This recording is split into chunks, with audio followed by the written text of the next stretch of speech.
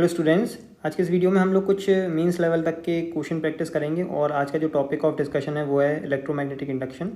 तो उसमें से पहला क्वेश्चन मैं उठाता हूँ। ये है पहला question. A long straight wire is parallel to one edge as shown in figure. ये लॉन्ग स्ट्रेट वायर है जो कि पैरेलल है एक एज के। ये रेक्टेंगुलर कॉइल है। If the current in the long wire is varies in time as I is equal to I naught e raise to the power minus t upon tau, what is the induced EMF in the loop. तो इस loop में हमें induced EMF निकालना है। अच्छा, तो आप इस क्वेश्चन को सोचना कैसे चालू करेंगे। देखो, हमें निकालना है इंड्यूस्ड ईएमएफ।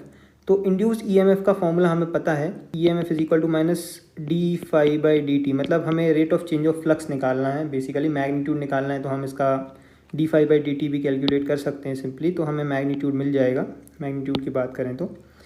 अब बात आती है फ्लक्स की। तो फ्लक्स निकालने के लिए हमें फॉर्मूला पता है कि मैग्नेटिक फील्ड इनटू एरिया होता है। अब जब अगर मान लो इस पूरे में मैग्नेटिक फील्ड आएगी किसके कारण, तो मैग्नेटिक फील्ड आएगी इस वायर की। ये वायर बनाएगा अपने अराउंड मैग्नेटिक फील्ड, वो मैग्नेटिक फील्ड इस लूप में से पार करेगी। अब बच्चों को ये नहीं समझ में आता है कि सर बी इंटू ए लगा तो देंगे, लेकिन इंटीग्रेशन से ये क्वेश्चन होगा, ये कैसे पता लगता है। कई बच्चों को ये समझ में नहीं आता है कि ये क्वेश्चन इंटीग्रेशन का कैसे है। तो बेटा ऐसा है कि इसके अंदर मैग्नेटिक फील्ड पूरे एरिया में कांस्टेंट तो है नहीं है। तो इस वजह से हमें क्या पता, क्योंकि मैग्नेटिक फील्ड है इस वायर के कारण, इस वायर की मैग्नेटिक फील्ड हमें पता है कि मैग्नेटिक फील्ड ऑफ वायर जो होती है वो mu naught I upon two pi r इस तरीके से वेरी करती है। मतलब उससे अगर आर डिस्टेंस में जाता जाऊंगा तो मैग्नेटिक फील्ड कम होती जाएगी। मतलब इस पूरे एरिया में मैग्नेटिक फील्ड कांस्टेंट नहीं है। इसका मतलब है कि हमें ये क्वेश्चन इंटीग्रेशन से ही सॉल्व करना पड़ेगा। ठीक है, तो अब इसको सॉल्व करते हैं। हमारा प्राइमरी मकसद है, पहले हमें मैग्नेटिक फ्लक्स निकालना है। तो मैग्नेटिक फ्लक्स के लिए total magnetic field passing through this loop निकालना है। उसके लिए अब इंटीग्रेशन कैसे करेंगे, तो हमें लेना पड़ेगा एक एलिमेंट। तो इस वायर से x डिस्टेंस दूर मैं dx थिकनेस का एक एलिमेंट इस एरिया में कंसीडर करूँगा, और इसके अंदर से जो मैग्नेटिक फील्ड जा रही होगी वो ऐसे क्रॉस में अंदर के तरफ जा रही होगी। और ये मैग्नेटिक फील्ड इस स्मॉल dx थिकनेस के लिए मैं कांस्टेंट मान सकता हूँ। तो मैं स्मॉल फ्लक्स लिख सकता हूँ डी फाई। ठीक है, स्मॉल फ्लक्स क्या हो जाएगा मेरे पास, b into D A into cos of zero. क्यों, क्योंकि सभी जगह पे मैग्नेटिक फील्ड अंदर के तरफ जा रही है इस एरिया के परपेंडिकुलर, स्मॉल एरिया के परपेंडिकुलर। तो यहाँ पे जो मैग्नेटिक फील्ड हो जाएगी मेरे पास x डिस्टेंस पे, इस वायर से x डिस्टेंस दूर कितनी मैग्नेटिक फील्ड हो जाएगी, mu naught into I upon two pi r. इस वायर से x डिस्टेंस दूर, मतलब r की वैल्यू मुझे x रखनी है यहाँ पे। ओके, तो mu naught I upon two pi x हो जाएगी मैग्नेटिक फील्ड की वैल्यू। और एरिया कितना हो जाएगा इस dx लेंथ के लूप का, तो देखो इसकी विड्थ जो है वो b हो जाएगी, ये साइड है ना b हो जाएगी, और ये जो लेंथ है मतलब b हो गई, और थिकनेस कितनी हो गई dx, तो b dx इसका एरिया हो जाएगा। ठीक है, आ गया होगा समझ में। देखो इसको काट के अगर मैं दिखा दूं तो ये एरिया है जिसकी लेंथ b है और इसकी थिकनेस dx है। तो ये रेक्टेंगुलर एरिया है, तो b dx इसका एरिया हो जाएगा। तो dA हो गया, और cos जीरो तो 1 हो जाता है। तो ये बेसिकली हमारे पास एक एक्सप्रेशन आ गया स्मॉल मैग्नेटिक फ्लक्स का। अब मैं इस फ्लक्स को इंटीग्रेट कर दूंगा कहाँ से कहाँ तक के लिए, तो फ्लक्स मुझे ज़ीरो से लेकर टोटल फ्लक्स मिलेगा। और ये जो यहाँ पे है, अब देखो इसमें म्यू नॉट आई टू पाई ये सब जो है आई, अब आई की वैल्यू मुझे रखनी पड़ेगी, उसके बाद मैं देख पाऊँगा कि इंटीग्रेशन किसके टर्म्स में हो रहा है। एक्चुअली तो इंटीग्रेशन x के टर्म्स में हो रहा है यहाँ पे, तो i कांस्टेंट की तरह ट्रीट हो जाएगा। तो क्या दिखता है यहाँ से हमें, म्यू नॉट i क्या है वैसे, I naught e raise to the power minus t upon tau है। देखो इसके अंदर कोई x का टर्म नहीं है, मतलब ये कांस्टेंट की तरह ट्रीट होगा। टू पाई इंटू बी भी है गया डी एक्स अपॉन एक्स, इसी का इंटीग्रेशन होगा। इतना समझ में आ गया होगा मेरे हिसाब से।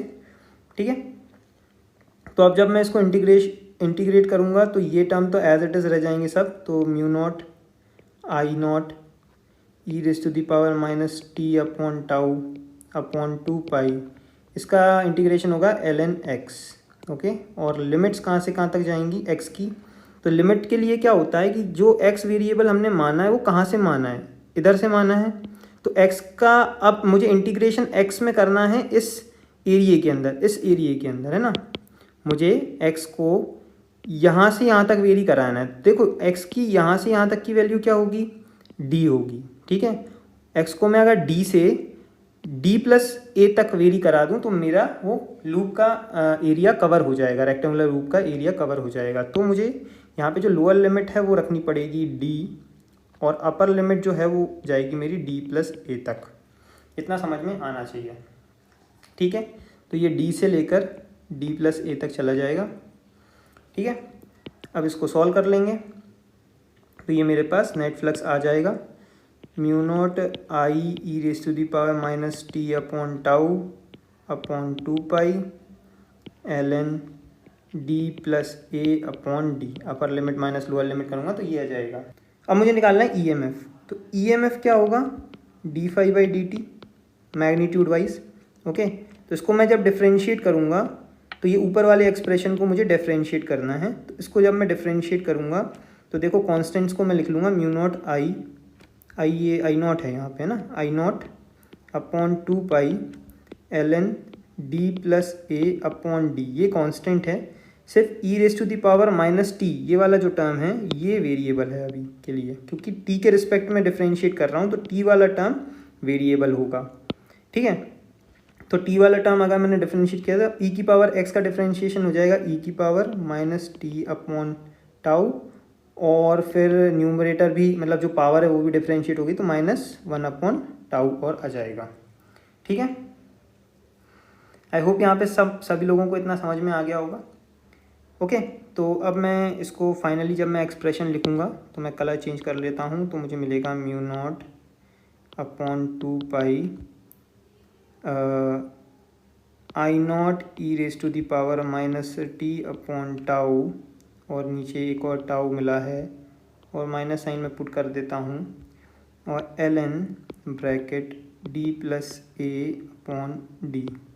इस तरीके से आ गया मेरे पास।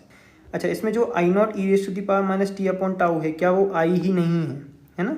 जो आई है वो I naught e raise to the power minus t upon tau है, और ये माइनस साइन इसलिए बच रहा है हमारा क्योंकि हमने मैग्नीट्यूड निकाला है। अगर मैं इसको properly minus d phi by d t रखता ना यहाँ पे minus d phi by d t, तो माइनस माइनस प्लस बन जाता। इस वजह से वो माइनस साइन हमारा एक्स्ट्रा आ रहा है, बाकी कोई दिक्कत नहीं है। तो देखो यहाँ पे ये क्या हो जाएगा फाइनली स्टेप में, म्यू नॉट ये I naught e raise to the power minus t upon tau बन जाएगा I upon 2 into tau L N D plus A upon D. तो हमारा कौन सा आंसर मैच कर रहा है, देखो ऑप्शन नंबर 2 हमारा मैच कर रहा है। आई होप समझ में आ गया होगा।